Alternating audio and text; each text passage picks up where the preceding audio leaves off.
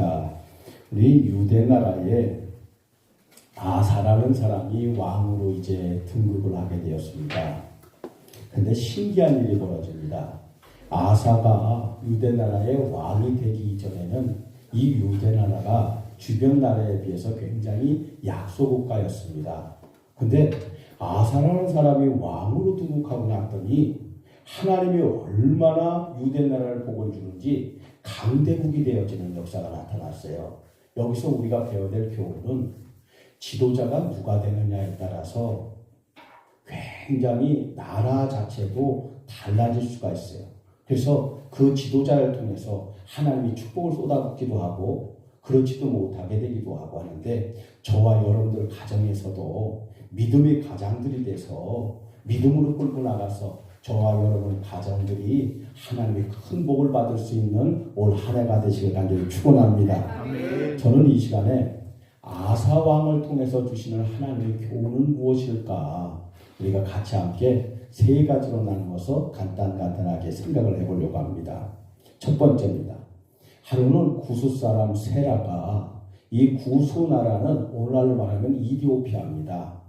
이 이디오피아 나라에서 100만 대군을 거느리고 쳐들어왔어요. 100만 대군을. 이 유대 나라에. 여러분 100만 대군이면 우리가 어느 정도의 숫자인가를 이렇게 짐작을 해보면 우리가 당시에 우리나라 역사를 보게 되면 세 개의 나라가 대립한 적이 있어요. 고구려, 백제, 신라. 근데 신라의 김유신 장군이 백제를 쳐들어갔습니다. 그리고 백제를 멸망시킬 때 그 신라의 대군을 끌고 갔는데 그 대군이 숫자가 몇 명이었느냐면 5만 명입니다. 5만 명. 5만 명이 백제를 멸망을 시켰습니다. 그 5만 명도 숫자가 굉장히 많다라고 얘기했어요. 그런데 그 당시에 백제의 결세다가 몇 명이었느냐면 5천 명밖에 되지 않았습니다. 5천 명. 그런데 지금 보면 이디오피아 대군이 100만 명을 이끌고서 유대 나라를 쳐들어갔다고 하면 지금 보통 많은 숫자가 아니에요. 5천 명도 아니고 5만 명도 아니고 50만 명도 아니고 100만 명. 그러니까 유대 나라로서는 도저히 감당할 수 없는 어마어마한 군사 숫자예요. 오늘날에도 이스라엘의 인구수에 비해서 오늘날에도 이디오피아는 10배 이상의 인구를 자랑하고 있어요. 사실은 세계에서 앞으로 주름 잡는 나라들은 어떤 나라들이 되냐면 인구수가 많은 나라. 과거에는 중국이 세계 1위였지만 지금은 인도가 세계 1위입니다. 앞으로 인도가 굉장히 뜰 거라고 모든 세계인들은 이야기를 합니다. 인구가 1위가 인도고 2위가 중국이고 3위가 미국입니다. 그런데 이디오피아라는 나라는 현재도 10위권 안에 드는 인구 강대국입니다. 그 나라가 유대 나라를 쳐들어간 거예요. 도저히 이길래야 이길 방법이 없습니다. 그런데 신기한 일은 놀라운 역사가 나타나는데 역대하 14장 12절 말씀 보니까 우리 따라서 하겠습니다. 여호와께서 구스 사람들을 치시니 구스 사람들이 도망하는지라. 그래요. 이디오피아가 100만 대군을 끌고선 조그만 나라 유대 나라를 쳐들어갔는데 하나님이 이 이디오피아 나라를 치시니까 이들이 유대 나라에 쳐들어왔다가 혼비백산에서 도망가는 역사가 나타났어요. 하나님이 치시니까. 저와 여러분들도 마찬가지입니다. 우리가 힘으로 되는 것 같고 내 능으로 되는 것 같지만 하나님이 막으시면 아무 쓸모가 없고 근데 내가 능력이 없고 보잘것 없어도 하나님이 도와주시면 능히 100만 대군도 영적인 숫자 100만 대군도 능히 이겨나가고 우리가 감당해낼 수 있는 줄 믿습니다. 도대체 어떻게 해서 하나님은 이 아사왕에게 이런 복을 주셨을까 보면은요. 아사가 이제 왕으로 등극하기 이전에는 이 유대 나라가 굉장히 약소국가라고 했어요. 그런데 하나님 복을 주시는데 어떻게 해서 복을 받느냐면 이 아사왕이 왕으로 등극하면서 선포를 합니다. 나라적으로. 나부터 오직 하나님 뜻대로 살겠다. 오직 하나님께 영광만을 돌리면서 살리고 내가 결단을 한다. 마찬가지로 우리 유대 나라의 모든 백성들도 하나님만을 기쁘게 해드리려고 우리가 살아가자. 그럴 때 하나님 복 주신다. 하나님 얼마나 기뻐하시겠어요. 그러면서 아사왕이 선포하기를 혹시라도 만약에 이것을 어길 시에는 누구라도 전부 다 처단을 하겠다 라고 선포를 강권적으로 했어요. 그런데 이렇게 선포를 하고 나서 얼마 안 있어서 태후가 아세라 목상을 만들고 그거를 우상숭배를 하는 거예요. 태후마마는 뭡니까? 왕의 어머니이기도 하고 선대 왕의 부인이기도 합니다. 그런데 이 태후가 아세라 목상을 만들고 거기에 우상숭배를 하니까 그것조차도 단호하게 쳐버립니다. 그리고 아세라 목상을 뺏어다가 불태워버리고 태후마마도 그 자리에서 물러나게끔 가차없이 처단을 해요. 그리고 우리는 오직 누구라도 어머니라도 가차없다. 오직 하나님께만 영광을 돌리는 나라가 되야 된다. 이렇게 선포하니까 하나님이 복을 내려주신 거예요. 그래서 마침내 백만 대군도 능히 이겨나갈 수 있는 힘이 생기는 강대국으로 하나님이 복을 받게 됐습니다. 저와 여러분들도 마찬가지입니다. 다른 면에서는 우리가 사랑하고 용서하고 우리가 사람들 앞에서 머리를 굽히는 사람이 될지언정, 그런데 하나님을 믿는 이 믿음에 대해서만큼은 강하게 나가야 될 줄 믿습니다. 그럴 때 하나님이 복 주시는 거예요. 두 번째로 우리가 아사왕을 통해서 우리가 배워야 될 교훈이 있습니다. 뭐냐면 우리 따라서 합시다. 시작과 끝은 한결같아야 한다.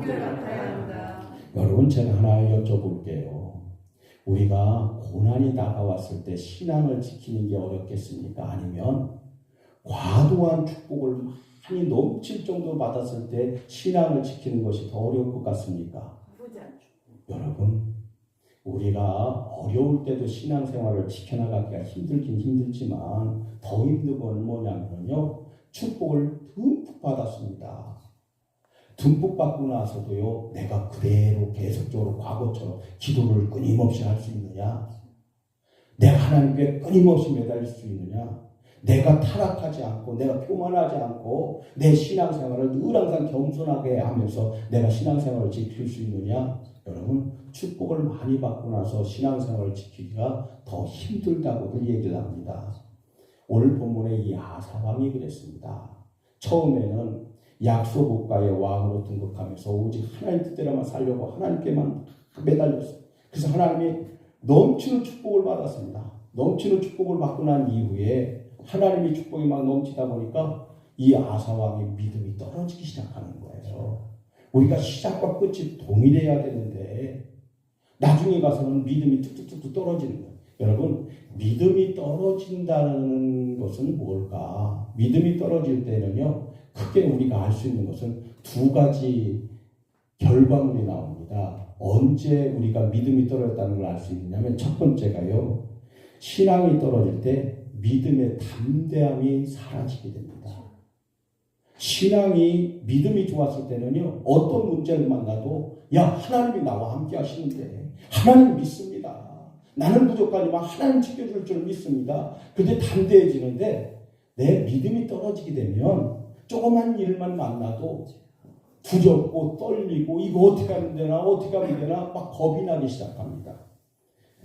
아사왕도 마찬가지입니다. 유다 나라의 이제 두 번째로 옆에 나라 바사왕이 군대를 이끌고 막 쳐들어왔어요. 과거 이디오피아 나라에서 쳐들어왔을 때 100만 대군이 쳐들어왔었습니다. 근데 그때도 담대했어요. 100만 대군이 쳐들어왔을 때도. 그런데 그 숫자보다 훨씬 작은 숫자 바사왕이 데리고 군사를 이끌고서 쳐들어왔는데 벌벌벌 떨기 시작합니다. 아사왕이. 믿음이 떨어지니까. 그리고 아사왕이 무슨 일을 했느냐면 과거에는 하나님께 달려가서 하나님 도와주시옵소서, 하나님이 함께 하시면 나는 분명히 이길 수 있습니다, 이 믿음을 보였는데 지금은요, 하나님께 달려가질 않아요.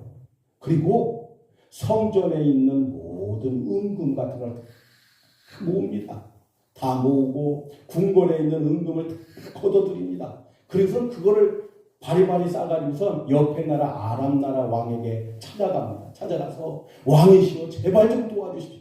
과거에는 하나님께 기도했는데 이제는 옆에 나라, 다른 나라 사람을 의지하면서 그 사람에게, 그 옆에 나라 왕에게 제발 좀 도와달라고 하소연을 하는 거예요. 여러분, 믿음이 떨어지면 이렇습니다. 믿음이 떨어지면, 믿음이 올라갔을 때는 하나님만 의지하고 하나님께 기도하고 막 담대함이 있는데, 믿음이 떨어지면 이렇게 막 연약해지고 겁이 나기 시작하고 사람을 자꾸만 의지하려고 하게 되고, 저와 여러분들은 오직 하나님만 의지하길 간절히 축원합니다. 두 번째로, 신앙이 떨어지면요, 믿음이 떨어지면요, 또 무슨 현상이 일어나냐면, 하나님 말씀을 과거에는 믿음이 좋을 때는 무조건 아멘이에요. 다 받아들이는 거예요. 창세기의 말씀을 들어도, 고린도전서의 말씀을 들어도 아멘, 아멘, 아멘, 아멘으로 다 받아들여져. 근데 믿음이 떨어지기 시작하면 어느 말씀은 노멘이 되어버립니다. 여러분, 우리가 옛말에도 좋은 약은 입에 쓰다라고 얘기를 했습니다. 마찬가지로요, 하나님 말씀 중에도 어떤 말씀은 굉장히 단 말씀이 있어요. 근데 또 어떤 말씀은 쓰게 막 올 때가 있어요. 예를 든다면, 내가 누구를 막 미워하고 있어, 마음속에. 근데 교회에 나와서 말씀을 듣는데 원수까지도 사랑하래. 이 말씀은요, 내게서 막 쓴맛으로만 오는 거예요. 내가 받아들이기가, 그 사람을 용서해 주기가, 사랑하기가 너무너무 쓴 거예요. 너무 힘든 거예요. 목으로 삼키기가 너무 쓰면 힘들지 않습니까? 먹기가. 마찬가지로 그 말씀은 내게 막 쓴 거예요. 그래도 그게 진짜 지금 상황에서는 내게 보약인데, 영적으로 크게 성장할 수 있는 보약인데, 믿음이 떨어지다 보면요, 이 쓴 약을요, 내가 받아들이지 못하는 거예요. 어느 날 선지자 하나니라는 선지자가 이제 아사왕을 찾아왔습니다. 그리고 하나님 말씀을 선포합니다. 왕이시여, 당장에 회개하십시오. 과거 20년 전에 이디오피아 대군 100만 명이 쳐들어왔을 때 우리나라가 힘이 있어서 물리쳤습니까? 왕을 비롯해서 모든 백성들이 하나님께 매달리니까 하나님이 지켜줬는데, 지금 군대, 바사왕이 군대를 끌고 왔는데 그 100만 대군에 비하면 보잘것도 없는데 왕은 지금 무슨 일을 하고 있습니까? 왕은 오히려 성전에 있는 돈이 될 만한 것들은 다 몰수해갖고, 또 궁궐 안에 있는 은금은 다 몰수해갖고, 그걸 갖다가 옆에 있는 아람 나라 왕에게 찾아가서 도와달라고 사정하고 있지 않습니까? 빨리 회개하십시오. 회개하지 않으면 하나님께서 벌을 내릴 겁니다. 라고 선포를 하는 거예요. 이럴 때 자기가 받아들이기 쓰더라도 아멘으로 받아들이고 빨리 회개를 했으면 좋았는데, 아사왕은 받아들이지 않는 거예요. 받아들이지 않고 어떻게 하냐면, 선지자 하나니야를, 너는 나를 괴롭히는 사람이다, 너는 나를 반대하는 사람이다 라고 생각을 하고 감옥에다 가둬버리고 말았어요. 그래, 여러분, 저와 여러분들은 믿음이 떨어지지 않는 시작과 끝이 늘 항상 동일한 믿음, 오히려 시작보다는 점점 가면 갈수록 더 좋아하는, 더 좋아지는 믿음의 사람들 다 되기를 간절히 축원합니다. 세 번째, 마지막으로 오늘 본문 역대하 16장 12절을 이렇게 말합니다. 우리 따라서 합시다. 아사가 왕이 된 지 39년에 병이 있을 때에 그가 여호와께 구하지 아니하고 의원들에게 구하였더라. 그래요. 이제 하나님이라는 선지자를 통해서 하나님께서 쓴 약을 줍니다. 그러자 이 아사왕이 받아들이질 않아요. 회개치 않아요. 그러자 하나님이 진노합니다. 진노해서 아사왕에게 병을 내립니다. 병을 내렸는데 지금이라도 회개하고 하나님 내가 잘못됐어요, 막 회개했으면 되는데 회개치를 않아요. 그리고 의원들만 찾아다니는 거예요. 내 병 좀 고쳐주세요, 내 병 좀 고쳐주세요. 의원들만 또 이젠 바라고 있는 거예요. 그리고 결국에는 이 병으로 죽고 말게 됩니다. 결과가, 여러분들 모세라는 사람 한번 보십시오. 모세 앞에 홍해바다가 놓여 있습니다. 문제가 닥쳤습니다. 그때 모세가 어떻게 문제를 해결해 갑니까? 모세는요, 사람들을 의지하지 않았습니다. 오직 하나님께 기도합니다. 하나님, 앞에는 홍해바다가 가로막고 있습니다. 뒤에는 애국 군사가 쳐들어오고 있습니다. 이거 어떻게 하면 좋겠습니까? 내 힘으로는 도저히, 내 머리로는 도저히 묘책이 생각나질 않습니다. 하나님 어떻게 하면 좋겠습니까? 하나님 명령이 내립니다. 기도하니까 피할 길을 열어줍니다. 네 손에 든 지팡이를 저 홍해바다를 향해서 내밀어라. 그런 역사가 나타날 거다. 아멘 하고서 지팡이를 홍해바다를 향해서 내밉니다. 내밀자 홍해바다가 갈라지는 역사가 나타나는 기적이죠. 아멘. 어떻게 지팡이를 내민다고 바다가 갈라질 수 있겠습니까? 이거는 하나님만이 할 수 있는 기적이죠. 아멘. 여러분, 문제를 해결할 수 있는 방법은 오직 하나님밖에 없는 줄 믿습니다. 아멘. 또 우리가 성경 보면 여호수아 장군이 있습니다. 여호수아 장군이 이제 적각구리를 흐르는 가나안 땅으로 이스라엘 백성들을 끌고 가는데 앞에 여리고성이 딱 버티고 있는 거예요. 여호수아 장군이 어떻게 문제를 해결합니까? 다른 거 없었습니다. 하나님께 기도를 합니다. 하나님 앞에 여리고성이 있습니다. 저 성을 어떻게 하면 건너갈 수 있습니까? 하나님 도와주십시오. 그러자 하나님이 지혜를 주십니다. 그래, 하루에 한 바퀴씩 돌아라, 저 여리고성을. 그리고 7일째 되는 날에는 7바퀴를 돌고 큰 소리로 외쳐라. 그리할 때 내가 역사하리라. 하나님이 피할 길을 알려주신 거예요. 해결할 길을 알려주신 거예요. 그래서 그대로 외쳤어요. 놀라운 일이 벌어집니다. 여러분, 다른 걸로는 그 성을 무너뜨릴 수가 없었는데 어떻게 하루에 한 바퀴 돌고 7일째 되는 날은 7바퀴 돌고 큰 소리로 소리를 지른다고 이 성이 완전히 무너질 수 있겠습니까? 이거 역시 사람의 힘으로는 도저히 할 수가 없고 머리로도 야 그게 가당키나 한가? 도저히 이해가 안 되지만 하나님은 할 수 있는 줄 믿습니다. 그래서 마침내 여리고성이 무너지지 않았습니까? 아사왕도 만약에 하나님께 무릎 꿇고 기도를 했더라면 하나님이 고쳐주셨을 줄 믿습니다.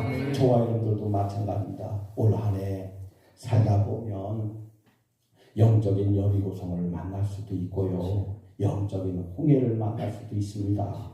그럴 때 먼저 사람을 의지하지 말고 내 머리, 내 지혜를 의지하지 말고 먼저 하나님께 기도해서 하나님, 내가 옳다라고 판단하는 해결책이 잘못된 해결책이 될 수도 있습니다. 저에게 지혜를 주십시오. 어떻게 하면 좋겠습니까? 하나님께 먼저 기도하고 그 문제를 풀어나갈 수 있는 지혜로운 저와 여러분들 다 되시길 간절히 축원합니다. 우리 역사를 보고 따라합시다. 기도는 만사를 해결해 준다.